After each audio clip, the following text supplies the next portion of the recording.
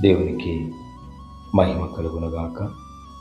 ఈ దినం దేవుని వాక్యం తనకు మొరపెట్టు వారందరికీ, తనకు నిజముగా మొరపెట్టు వారందరికీ యెహోవా సమీపముగా ఉన్నాడు.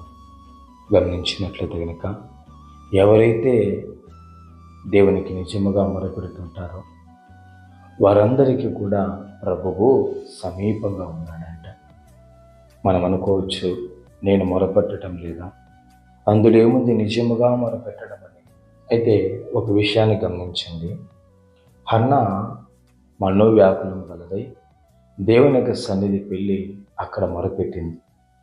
ఆమె పెదవుల నుంచి ఏ మాట కూడా రాలేదు, కానీ పెదవులు కదిలేదు మాత్రమే తెలుస్తాయి. హృదయం అంతా వేదనతోనూ, దుఃఖముతోనూ, కన్నీటితోనూ ఆమె హృదయం నిండి ఆ మనోవ్యాకులముతో ఆమె మొరపెట్టినప్పుడు అది నిజముగా మొరపెట్టింది. ఎందుకో తెలుసా? ఆమెకు సంతానం లేదు కాబట్టి తన భర్త యొక్క ఇంకొక భార్య అయినటువంటి పెనిన్న ఆమెను అనేక రకాలుగా దూషించడము, నిందించడము, అవమానించడంతో ఆ వేదన తట్టుకోలేక, ఎవరికీ చెప్పుకోలేక దేవుని యొక్క సన్నిధిలో వచ్చి ఆమె ప్రార్థించిందండి. అది నిజముగా మొరపెట్టింది ఆమె. కాబట్టి గమనించండి, అలా మొరపెట్టిన ఆమెకు దేవుడు అద్భుత రీతిగా ఆమెకు వాగ్దానాన్ని గ్రహించాడు. ఇశ్రాయేలు దేవునితో చేసుకున్న మనవినైనా నీకు దయచేయను గాక అనేసి ఏలీ ప్రవక్త ద్వారా దేవుని యొక్క వాక్యం ఆమెకు చేరింది.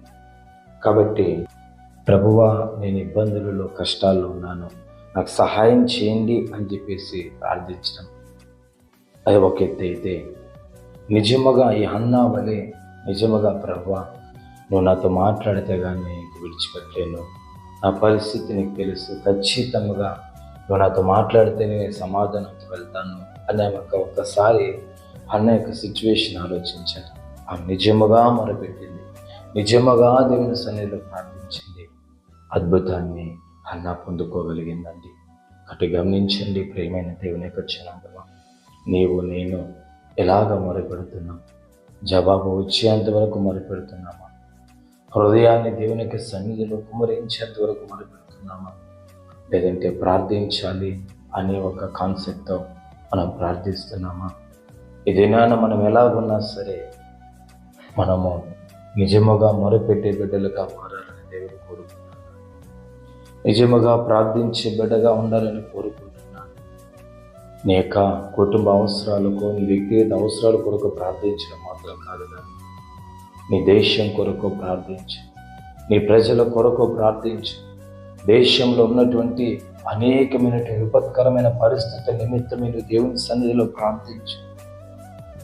దేశ రక్షణకై, ప్రజల రక్షణ కొరకై నువ్వు ప్రార్థించినట్లయితే అనేక మంది వ్యాధిగ్రస్తుల కొరకు, అనేక మంది అనాథాల కొరకు, అనేక మంది దిక్కులేని వారి కొరకు, విధవరాండ్రుల కొరకు, దేశంలో ఉన్నటువంటి పాపంలో, శాపంలో నశించిపోతున్న ప్రజల కొరకు నువ్వు మొరపెట్టినట్లయితే నిశ్చయముగా దేవుడు దానిని చూచి నీ అవసరాన్ని తెలుస్తాడు, నీ అక్కర్ను తెలుస్తాడు, నీ యొక్క ప్రతి కన్నీటి బొట్టును ఆయన తుడుస్తాడు. ఎంతోమంది కన్నీటితో, వేదనతో ఉన్న వారి కొరకు నువ్వు ప్రార్థించినప్పుడు, ఎంతోమంది ఆకలితో, దగ్గికతో ఉన్న వారి కొరకు ప్రార్థించినప్పుడు వారి ఆకలి మాత్రం తీర్చడమే కాదు, నీ యొక్క ఆకలి కూడా ఆయన తీరుస్తాడు.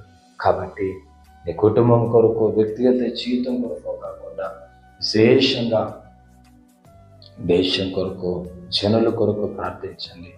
దేవుడు గొప్ప కార్యాలను జరిగిస్తాడు. పరిశుద్ధుడా, స్తోత్రం. ఈ మాటలు బట్టి మీకు వందనాలు నాయనా. మాతో మీరు మాట్లాడుతున్నారని నమ్ముచున్నాం ప్రభా. స్తోత్రం. దీవించి ఆశీర్వదించండి, కృప ఇవ్వండి. యేసు నామములో తండ్రి, ఆమేన్, ఆమేన్.